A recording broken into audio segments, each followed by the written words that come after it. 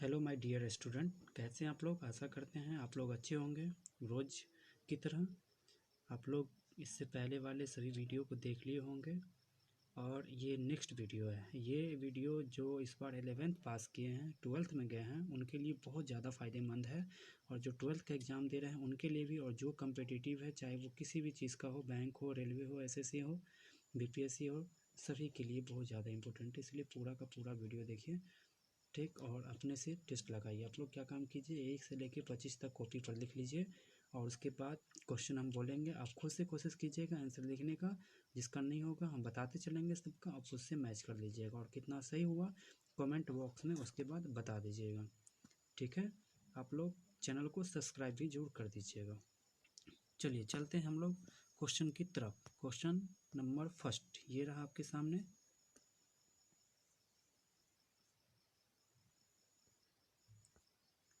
उपापचयी क्रियाएं पाई जाती हैं। उपापचयी क्रियाएं किस में पाई जाती है?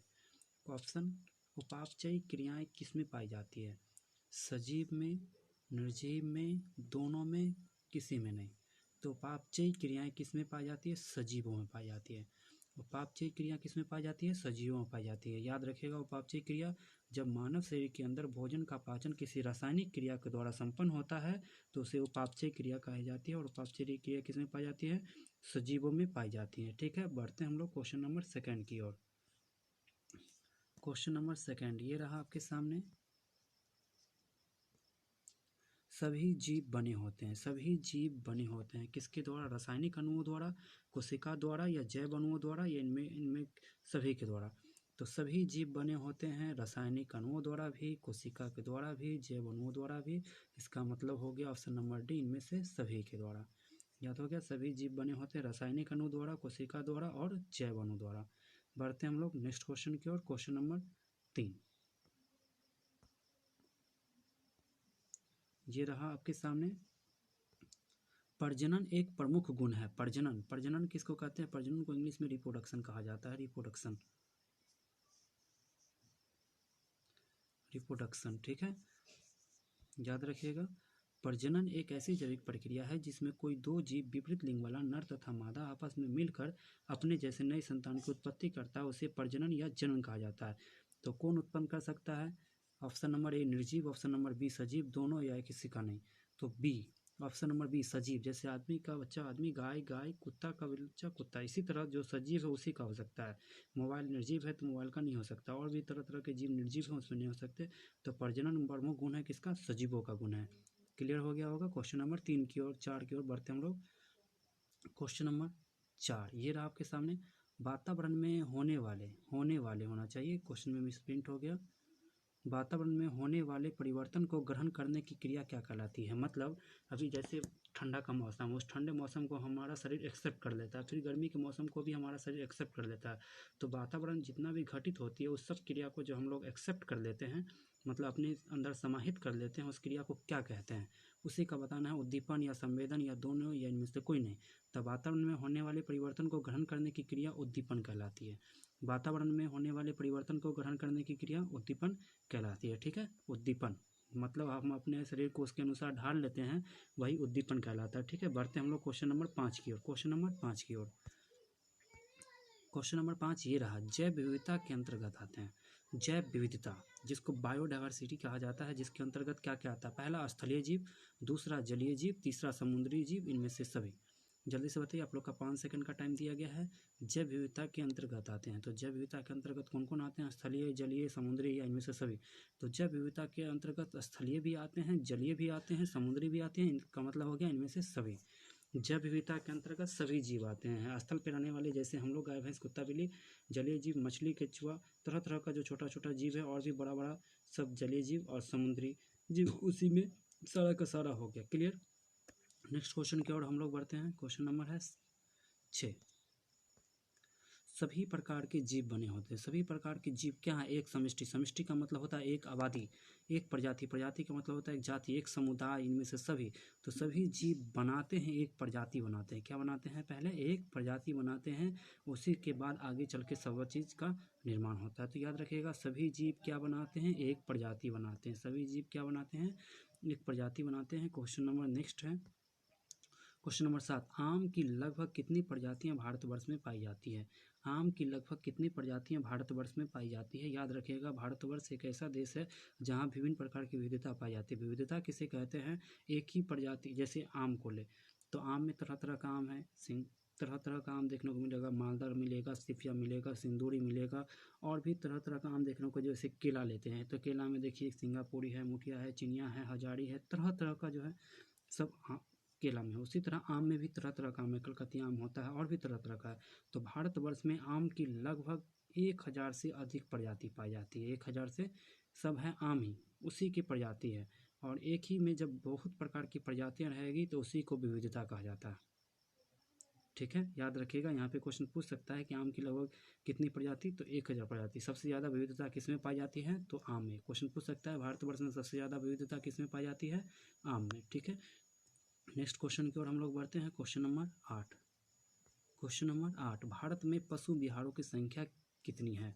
भारत में पशु विहारों की संख्या कितनी है? मतलब पशुओं के रहने के लिए एक निश्चित आवास निश्चित किया गया है, जहाँ पे किसी को अगर कोई समस्या उत्पन्न होती है तो उसका इलाज एवं उस पर शोध करके नए नए जीवों की उत्पत्ति करने के लिए पशु विहारों की रचना की जाती है, जिसमें भारत में वर्तमान समय में पशु विहारों की संख्या कितनी है? 448। भारत में पशु विहारों की संख्या कितनी है? 448। नेक्स्ट क्वेश्चन की ओर हम लोग बढ़ते हैं। क्वेश्चन नंबर हो गया 9। पृथ्वी पर, क्वेश्चन नंबर 9, पृथ्वी पर जीवों की एक दूसरे पर निर्भरता बनाती है। पृथ्वी पर जीवों की एक दूसरे की निर्भरता, मतलब एक जीव जो दूसरे जीव पर आश्रित हैं उसे क्या कहते हैं? ठीक है, एक जीव जो दूसरे जीव पर आश्रित हैं उसे क्या कहते हैं? एक जीव जो दूसरे जीव पर आश्रित हैं उसे जैव चक्र कहते हैं, या जीव मंडल कहते हैं, या पारिस्थितिक तंत्र कहते हैं, या इनमें से सभी कहते हैं। तो पृथ्वी पर जीवों की एक दूसरे पर निर्भरता क्या बनाती है? पृथ्वी पर जीव ही नहीं एक दूसरे से निर्भर है, जीवों की निर्भरता। पृथ्वी पर जीव एक दूसरे पर निर्भरता है, इससे क्या बनाता है? तो जीव मंडल बनता है। इससे क्या बनता है? जीव मंडल बनता है। क्या बनता है? इससे जीव मंडल बनता है। Question number 9, sorry question number 10। Question number 10 की ओर हम लोग चढ़ते हैं। पृथ्वी पर पाए जाने वाले सूक्ष्मदर्शी जीव हैं। सूक्ष्मदर्शी जीव किसे कहते हैं? वैसा जीव जिसे हम अपनी खुली आंखों से नहीं देख सकते, जिसे देखने के लिए माइक्रोस्कोप या सरल सूक्ष्मदर्शी इत्यादि की आवश्यकता होती है, उसे सूक्ष्मदर्शी, उसे सूक्ष्म जीव कहते हैं। और जिसे देखने के लिए जिसकी आवश्यकता होती है उसे सूक्ष्मदर्शी कहते हैं।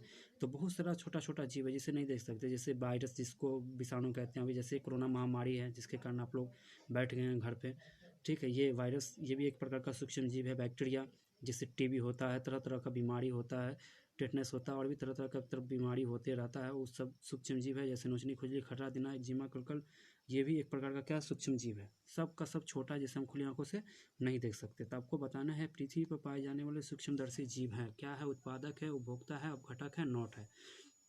तो जल्दी से बताइए, पृथ्वी पर सूक्ष्मदर्शी जीव जो है अपघटक है। क्या है? अपघटक है। हम सारे ऑप्शन की चर्चा कर देते हैं, क्लियर हो जाएगा, आप लोग को दिक्कत नहीं होगी। पहला है उत्पादक। उत्पादक उसे कहते हैं जो सूर्य की उपस्थिति में अपना भोजन स्वयं बनाता है, मतलब सूर्य की उपस्थिति में प्रकाश संश्लेषण की क्रिया कर अपना भोजन स्वयं बनाए, उसे उत्पादक कहते हैं। जैसे हरे पेड़ पौधे, हरे पेड़ पौधे उत्पादक है, याद रखिएगा। नेक्स्ट क्वेश्चन ये बराबर एग्जाम में पूछते रहता है कि उत्पादक इनमें से कौन है? ऑप्शन दे देगा, हरे पेड़ पौधे, शेर, आदमी, हिरन, कुत्ता। तो याद रखिएगा, उत्पादक हरे पेड़ पौधे ही होते हैं जो सूर्य की उपस्थिति में अपना भोजन खुद बनाते हैं। अब है अगला उपभोक्ता। उपभोक्ता किसे कहते हैं? जो हरे पेड़ पौधे का सेवन करते हैं उसे उपभोक्ता कहते हैं। जैसे हरे पेड़ पौधे में मटर हो गया, तरह तरह का जितना भी चीज़ हम लोग खाते हैं, गेहूँ, अनाज, जितना भी चीज़ है सब हरे पौधे से प्राप्त होता है, और उसका उपयोग हम लोग करते हैं, तो हम लोग उपभोक्ता हो गए। हम लोग क्या हो गए? उपभोक्ता हो गए। गाय भैंस कुत्ता बिल्ली क्या हो गया? उपभोक्ता हो गया। आप देखिएगा, गाय भैंस कुत्ता बिल्ली कहीं पर मर जाता है तो उसको सराहने गलाने में जो मदद करती है छोटा छोटा कीड़ा, जिसको हम लोग नहीं देख पाते, वही कीड़ा आके बड़ा होकर बड़ा बड़ा कीड़ा हो जाता है, तो वो छोटा छोटा जो रहता है उसी को अपघटक कहते हैं, जो उसको मार कर मिट्टी में मिला देता है। तो याद हो गया, हरे पेड़ पौधे उत्पादक, हम लोग उपभोक्ता, और जो मार के उसको मिट्टी मिला दिया वो उसको क्या कहते हैं? अपघटक कहते हैं। ठीक है, नेक्स्ट क्वेश्चन की हम लोग बढ़ते हैं। क्वेश्चन नंबर 11, बहुत अच्छा क्वेश्चन है जो बराबर रिपीट होते रहता है। भूमंडल का सबसे बड़ा जैव विविधता वाला क्षेत्र, भूमंडल का सबसे बड़ा जैव विविधता वाला क्षेत्र कौन सा है? तो भूमंडल का सबसे बड़ा जैव विविधता वाला क्षेत्र, ऑप्शन ए अमेजन का वर्षावन, ऑप्शन नंबर बी भारत का पश्चिमी घाट, ऑप्शन नंबर सी म्यांमार का जंगल, ऑप्शन नंबर डी अफ्रीका का जंगल। जल्दी से ऑप्शन दीजिए, 5 सेकंड का आप लोग के लिए पास टाइम निर्धारित किया गया है। जल्दी से लिखिए तो आंसर। भूमंडल के सबसे बड़ा जैव विविधता वाला क्षेत्र जो है अमेजन का वर्षावन है। कौन है? अमेजन का वर्षावन, ऑप्शन नंबर ए। भूमंडल का सबसे बड़ा जैव विविधता वाला क्षेत्र कौन सा है? अमेजन का वर्षावन। याद रखिएगा, अमेजन के वर्षावन को दुनिया का फेफड़ा कहा जाता है। अमेजन के वर्षावन को क्या कहा जाता है? दुनिया का फेफड़ा कहा जाता है। जितना बड़ा भारत है ना, उससे भी बड़ा ये बड़ा सा जंगल है। उसी के बीच से एक नदी बहती है, अमेजन नदी, जो दुनिया की सबसे चौड़ी नदी है। याद रखिएगा, विश्व की सबसे लंबी नदी मिस्र नदी है, सॉरी नील नदी है। दुनिया की सबसे लंबी नदी नील नदी है, जो मिस्र से होके बहती है। और दुनिया की सबसे चौड़ी नदी है अमेजन नदी। कौन नदी? अमेजन नदी, जो उसी जंगल से होके बहती है, इसलिए इसका नाम है अमेजन का वर्षावन। इसे दुनिया का फेफड़ा कहा जाता है, क्योंकि यहीं से जितना भी पृथ्वी पर ऑक्सीजन है, 60% से एबव ऑक्सीजन यहीं से उत्पत्ति होती है। ठीक है, बढ़ते हम लोग नेक्स्ट क्वेश्चन की ओर। बीच बीच में हम जितना बताते जाते हैं उस पर ज़्यादा फोकस कीजिए, उससे बहुत सारा चीज़ सीखने को मिलेगी आप लोग को। ठीक है, क्वेश्चन नंबर था 12। प्रजातियों के विलुप्त होने के कारण बताएं। प्रजातियों के विलुप्त होने के कारण मतलब तरह तरह का प्रजाति जो है विलुप्त हो रहा है, किसके कारण? ऑप्शन ए आवासीय क्षति, ऑप्शन बी अतिदोहन, ऑप्शन सी दोनों, ऑप्शन डी इनमें से कोई नहीं, नॉट मतलब नन ऑफ दिस। ठीक है, मीनिंग समझिए थोड़ा बहुत। तो प्रजातियों के विलुप्त होने के क्या कारण हैं? तो प्रजातियों के विलुप्त होने के कारण आवासीय क्षति और अतिदोहन, दोनों का दोनों। आवासीय क्षति का मतलब जैसे जंगल है, जंगल को काट के हम लोग वहाँ से रोड बना रहे हैं, रेलवे ट्रैफिक बना रहे हैं, कोई घर बना रहा है, कोई फैक्ट्री बना रहा है, तो जंगल में रहने वाले जीव जंतु तो मर रहे हैं ना, उसके घर को विनाश करने, वो हो गया अतिदोहन। तो दोनों का दोनों है, इसका मतलब ऑप्शन नंबर सी। प्रजातियों के विलुप्त होने का प्रमुख कारण क्या है? आवासीय क्षति, अतिदोहन, दोनों। ठीक है, नेक्स्ट क्वेश्चन की हम लोग बढ़ते हैं। Question number 13। क्वेश्चन नंबर 13 कहता है जीवों के वर्गीकरण की मूल इकाई क्या है? मूल इकाई। ठीक है, जीवों की वर्गीकरण की मूल इकाई क्या है? ऑप्शन नंबर ए आपके पास है जीनस, ऑप्शन नंबर बी है आपके पास है स्पीसीज, ऑप्शन नंबर सी है वैरायटी, ऑप्शन नंबर डी है सब स्पीसीज। तो जीवों के वर्गीकरण की मूल इकाई क्या है? 5 सेकंड का टाइम दिया गया है, जल्दी से राइट आंसर इसका लगाइए। जीवों की वर्गीकरण की मूल इकाई पूछेगी नहीं तो स्पीसीज है। जीवों की वर्गीकरण की मूल इकाई क्या है? स्पीसीज। इसी को दूसरी भाषा में प्रजाति कहा जाता है। स्पीसीज को ही क्या कहा जाता है? प्रजाति। याद रखिएगा, स्पीसीज को क्या कहा जाता है? प्रजाति। क्वेश्चन नंबर बढ़ते हैं, क्वेश्चन नंबर 14। ये रहा आपके सामने। सूक्ष्म एक कोश के जीव जो पानी में पाए जाते हैं उन्हें क्या कहते हैं? सूक्ष्म एक कोश के जीव जो पानी में पाए जाते हैं उन्हें क्या कहते हैं? फिर से क्वेश्चन रिपीट कर रहे हैं। सूक्ष्म एक कोश के जीव जो पानी में पाए जाते हैं उन्हें क्या कहते हैं? Option number A macrophyte, option number B plankton, option number C bacteria, option number D पाइडस। 5 सेकंड का टाइम दिया गया, जल्दी से फटाफट आंसर लगाइए। इसका राइट आंसर हो जाएगा बी। इसका राइट आंसर क्या हो जाएगा? B, plankton. याद हो गया, प्लैंकटन। नेक्स्ट क्वेश्चन की ओर बढ़ते हैं, क्वेश्चन नंबर 15। ये रहा आपके सामने। एस्पेसीज प्लेट्रम को किसने लिखा था? फिर से सुनिए क्वेश्चन, एस्पेसीज प्लेट्रम को किसने लिखा था? Option number A John Ray, option number B Theophrastus, option number C Adler, option number D Carolus Linnaeus. तो स्पीसीज प्लेट्रम को किसने लिखा था? मैंने बताया था आप लोग को कि स्पीसीज प्लेट्रम को कार्लोस लिनियस ने लिखा था। किसने लिखा था? कार्लोस लिनियस ने। किसने लिखा था? कार्लोस लिनियस ने। ठीक है, किसने लिखा था? कार्लोस लिनियस ने। नेक्स्ट क्वेश्चन की ओर हम लोग बढ़ते हैं। क्वेश्चन ये कह रहा है द्विपद नामकरण पद्धति सर्वप्रथम किसने प्रारंभ किया था? द्विपद नामकरण पद्धति सर्वप्रथम किसने प्रारंभ किया था? इसी को कहा जाता है वैज्ञानिक नामकरण, जिसमें एक होता है जीनस और एक होता है स्पीसीज। ठीक है, जो एक जाति को और एक उसके प्रजाति को दर्शाते रहता है। तो द्विपद नामकरण पद्धति सर्वप्रथम किसने प्रारंभ किया था? 5 सेकंड का टाइम दिया गया, जल्दी से फटाफट आप लोग आंसर दीजिए। द्विपद नामकरण पद्धति सर्वप्रथम किसने प्रारंभ किया था? तो इसका राइट आंसर क्या हो जाएगा? जल्दी से। तो इसका राइट आंसर हो जाएगा कार्लोस लिनियस। द्विपद नामकरण पद्धति की शुरुआत किसने की थी? कार्लोस लिनियस ने। किसने की थी? कार्लोस लिनियस ने। हम लोग बढ़ते हैं क्वेश्चन नंबर 17 की ओर। क्वेश्चन नंबर 17 ये रहा आपके स्क्रीन के सामने। निम्नलिखित से कौन प्रोकैरियोट है? निम्नलिखित से कौन प्रोकैरियोट है? निम्नलिखित में से कौन प्रोकैरियोट है? Option number A, option number B, option number C, option number D. जल्दी से लगाइए, इनमें से कौन प्रोकैरियोट है? तो इसका राइट आंसर 5 सेकंड का टाइम दिया गया है। इसका राइट आंसर हो जाएगा बी, यूलोथ्रिक्स। इनमें से कौन प्रोकैरियोट है? यूलोथ्रिक्स। कौन है? यूलोथ्रिक्स। नेक्स्ट क्वेश्चन की ओर हम लोग बढ़ते हैं। क्वेश्चन नंबर है 18। ये रहा आपके स्क्रीन के सामने, ध्यान से देखिए। मोनेरा में पोषण होता है। मोनेरा में पोषण होता है। मोनेरा में पोषण होता है कैसा? स्वपोषी, विषमपोषी, सहजीविता, स्वपोषी तथा विषमपोषी दोनों। तब मोनेरा में पोषण होता है। आप लोग बताइए, बताइए। मोनोनियम ऑपोजिशन होता है। तो इसका आंसर राइट हो जाएगा स्वपोषी तथा विषमपोषी दोनों, स्वपोषी तथा विषमपोषी दोनों, स्वपोषी तथा विषमपोषी दोनों। अब कह रहे होंगे विषमपोषी तो है ये, तो स्वपोषी को क्यों ले लिए, क्योंकि स्वपोषी अलग होता है। अब देखिए बता देते हैं, क्लियर कर देते हैं। स्वपोषी वैसा जो अपना भोजन स्वयं बनाए, मतलब वैसा जीव जो सूर्य की उपस्थिति में अपना भोजन स्वयं बनाए उसे हम लोग स्वपोषी कहते हैं, या वैसा पौधा जो सूर्य की उपस्थिति में अपना भोजन स्वयं बनाए उसे स्वपोषी कहते हैं। अब विषमपोषी दो प्रकार के होते हैं। विषमपोषी कितने प्रकार के होते हैं, दो प्रकार के, एक होता है परजीवी और एक होता है मृतोपजीवी। याद रखिएगा, विषमपोषी कितने प्रकार के होते हैं, दो प्रकार के होते हैं, एक होते हैं परजीवी और एक होते हैं मृतोपजीवी। परजीवी किसको कहते हैं, वैसा जीव जो जीवित शरीर के अंदर में वृद्धि करे उसे परजीवी कहते हैं। जैसे कोई व्यक्ति जिंदा है, उसके शरीर में हो झाड़ा हो, उसी के शरीर में एड्स होगा, या अभी कोरोना है, या टीबी है, खसरा है, टाइफाइड है, नोचनी है, खुजली है, खर्रा है, तिना है, एक्जिमा है, कलकल है, और भी तरह तरह का बीमारी है, वो जीवित शरीर के अंदर होगा।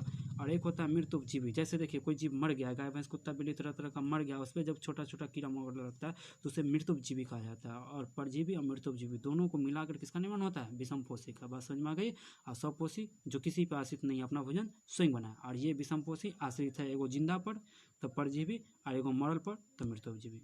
समझ में आ गया ना जी। ठीक है, बढ़ते हैं क्वेश्चन नंबर हम नेक्स्ट की ओर। क्वेश्चन नंबर 19 ये रहा आपके स्क्रीन के सामने, ध्यान से देखिएगा। प्रोटिस्टा जगत के अंतर्गत आने वाले जीव होते हैं, प्रोटिस्टा जगत के अंतर्गत आने वाले जीव होते हैं। Option number A, option number B, option number C, option number D. Protista जगत के अंतर्गत आने वाले जीव होते हैं। 5 सेकंड का टाइम दिया गया है, जल्दी से आंसर दीजिए। प्रोटिस्टा जगत के अंतर्गत आने वाले जीव होते हैं कीमोऑटोट्रॉप्स। प्रोटिस्टा जगत के अंतर्गत आने वाले जीव होते हैं chemoautotrophs. Option number A, option number A. Question number 20 ये रहा आपके स्क्रीन के सामने, जबरदस्त क्वेश्चन है। नीला हरित शैवाल की आते हैं, मतलब नील हरित शैवाल आते हैं। नील हरित शैवाल किसके अंतर्गत आते हैं, मोनेरा के अंतर्गत, प्रोटिस्टा के अंतर्गत, फंजाई के अंतर्गत, प्लांटी के अंतर्गत। तो नील हरित शैवाल किसके अंतर्गत आते हैं। 5 सेकंड का टाइम दिया गया है, फटाफट आंसर लगाइए। नील हरित शैवाल किसके अंतर्गत आते हैं, तो मोनेरा के अंतर्गत। नील हरित शैवाल किसके अंतर्गत आते हैं, मोनेरा के अंतर्गत। नील हरित शैवाल किसके अंतर्गत आते हैं, मोनेरा के अंतर्गत। इसका मतलब ऑप्शन नंबर ए, नील हरित शैवाल मोनेरा के अंतर्गत, ऑप्शन नंबर ए। अब देखिए, निम्न में से कौन पौधे की तरह का प्रोटिस्टा, निम्न में से कौन पौधे की तरह का प्रोटिस्टा, डाइटम, अमीबा, फंजा, यूग्लिना। निम्न में से कौन पौधे की तरह का प्रोटिस्टा, निम्न में से कौन पौधे की तरह का प्रोटिस्टा है, डाइटम, अमीबा, फंजा, यूग्लिना। तो कौन पौधे की तरह का प्रोटिस्टा है, तो हो जाएगा ऑप्शन नंबर डी, यूग्लिना। इनमें से कौन पौधे की तरह का प्रोटिस्टा है, यूग्लिना। पौधे की तरह का प्रोटिस्टा कौन हो गया, यूग्लिना। बढ़ते हैं हम लोग क्वेश्चन नंबर नेक्स्ट की ओर, मतलब क्वेश्चन नंबर 22 ये रहा आपके स्क्रीन के ऊपर सामने। गौर से देखिएगा कि निम्नलिखित में से कौन अंतर परिवर्तनीय है, मतलब अंतर परिवर्तनीय है। ऑप्शन नंबर ए, किंगडम तथा phylum. Option number B, species तथा subspecies. Option number C, taxonomy तथा systematics. Option number D, genus तथा स्पीसीज। 5 सेकंड का टाइम है, 4 सेकंड तो आपका ऑप्शन पढ़ने में ही लग गया, तो 5वां सेकंड में आंसर दीजिए जल्दी से। आपके लिए 5 सेकंड का टाइम है, आपके स्क्रीन के ऊपर देखिए टाइमर चल रहा होगा, इसे मिलाते चलिए। इसका राइट आंसर हो जाएगा डी, जीनस तथा स्पीसीज। अंतर परिवर्तनीय है जीनस तथा स्पीसीज। क्वेश्चन नंबर हो गया 23, बहुत ही जबरदस्त क्वेश्चन है, ये रहा आपके स्क्रीन के सामने। फादर ऑफ टैक्सोनॉमी किसे कहते हैं, फादर ऑफ टैक्सोनॉमी किसे कहते हैं, Bentham, Hooker, Linnaeus, genre. Father of taxonomy बताइए। इसे ही टैक्सोनॉमी को वर्गीकरण कहा जाता है, इसे कहा जाता है हिंदी में वर्गीकरण का पिता किसे कहा जाता है, उसी को इंग्लिश में लिखा गया है फादर ऑफ टैक्सोनॉमी। तो इसका राइट आंसर क्या हो जाएगा आप लोग के हिसाब से, बेंथम, हुकर, लिनियस, जॉनरे। मतलब जॉब ले लिखा गया, यहाँ जॉनरे होना चाहिए ऑप्शन में, जॉनरे। फादर ऑफ टैक्सोनॉमी किसे कहा जाता है, तो याद रखिएगा Carolus Linnaeus, Carolus Linnaeus. Father of taxonomy Carolus Linnaeus, इसे ही वर्गीकरण का पिता कहा जाता है। वर्गीकरण अनुक्रम में कितने कोटि होते हैं, 7। कितने कोटि होते हैं, 7। याद रखिएगा, वर्गीकरण अनुक्रम में कितने कोटि होते हैं, 7 कोटि होते हैं। नेक्स्ट क्वेश्चन की ओर बढ़ते हैं हम लोग। क्वेश्चन नंबर 24 ये रहा आपके स्क्रीन के सामने, बहुत अच्छा क्वेश्चन है। सिस्टेमा नेचुरी पुस्तक किस वैज्ञानिक ने लिखी थी, सिस्टेमा नेचुरी पुस्तक किस वैज्ञानिक ने लिखी थी। 5 सेकंड का टाइम दिया गया है। सिस्टेमा नेचुरी पुस्तक किस वैज्ञानिक ने लिखी थी, बेंथम तथा हुकर, लिनियस, हंचिंस मायर। जल्दी से इसका राइट आंसर दीजिए। सिस्टमा नेचुरी नामक पुस्तक किसने लिखी थी? तो सिस्टमा नेचुरी नामक पुस्तक जो है कैरोलस लिनियस ने लिखी थी। सिस्टमा नेचुरी नामक पुस्तक किसने लिखी थी? कैरोलस लिनियस ने। सिस्टमा नेचुरी नामक पुस्तक किसने लिखी थी? कैरोलस लिनियस ने। याद हो गया? सिस्टमा नेचुरी नामक पुस्तक किसने लिखी थी? कैरोलस लिनियस ने। अब लास्ट क्वेश्चन, क्वेश्चन नंबर 25 ये रहा आपके स्क्रीन के सामने, जो 25वां नंबर क्वेश्चन है। फंजाई की कोशिका भित्ति बनी होती है पैक्टीन से, कैलोस से, काइटिन से, हेमीसेलुलोज से। आप लोग फंस गए होंगे। फंजाई, इसी को दूसरी भाषा में कवक कहा जाता है। आप बता दीजिए डायरेक्ट इसका आंसर। डायरेक्ट हो गया। कवक की कोशिका भित्ति किसकी बनी होती है? कितना देर इस क्वेश्चन को हम रिपीट करवाएंगे। कवक की कोशिका भित्ति काइटिन से बनी होती है। कवक की कोशिका भित्ति किसकी बनी होती है? काइटिन से। मतलब ऑप्शन नंबर सी इसका राइट आंसर हो गया। कवक की कोशिका भित्ति किसकी बनी होती है? काइटिन से बनी होती है। किसका आंसर हो जाएगा? काइटिन। Option number C. आप लोग 25 तक मिला लीजिए। इसका PDF जल्दी अपलोड किया जाएगा। तत्काल आप लोग के लिए 5 दिन क्लास इसी तरह चलेगी। उसके बाद लाइव आके हम पढ़ाएंगे। आप लोग क्या काम कीजिए, अच्छा से पूरा देख लीजिए। उसके बाद आंसर को टिक अप कर लीजिए और बताइए कि आपका कितना सही हुआ। ठीक है। 5 दिन में हम लोग ब्रेन चैप्टर को भी देख लेंगे, ब्लड चैप्टर को भी देख लेंगे, सेल चैप्टर को भी देख लेंगे। जितना क्वेश्चन होगा उसको करा देंगे। उसके बाद 12 का चैप्टर नंबर 1, चैप्टर नंबर 2 से लेकर 16 तक चलेगी। अब बच गई सब्जेक्टिव की बात, तो सब्जेक्टिव का क्लास हम भी स्टार्ट करने देंगे कुछ दिन में। तत्काल ये जो बता रहे हैं आप लोग का रिवाइज हो रहा है, क्योंकि इससे पहले हम बता चुके थे। जो नहीं पढ़े हुए हैं देख लीजिए। एक बार नहीं होता है, 2 बार वीडियो देखें। 2 बार नहीं होता 3 बार देखें, और कोशिश कीजिए कि 2-3 बार जरूर देखें, तब ये क्वेश्चन याद हो जाएगी। यही सब क्वेश्चन हर एक एग्जाम में पूछता है। ठीक है। आप लोग इसको शेयर कर दीजिए और सब्सक्राइब जरूर कर दीजिए। ठीक है। मिलते हैं नेक्स्ट वीडियो के साथ कल।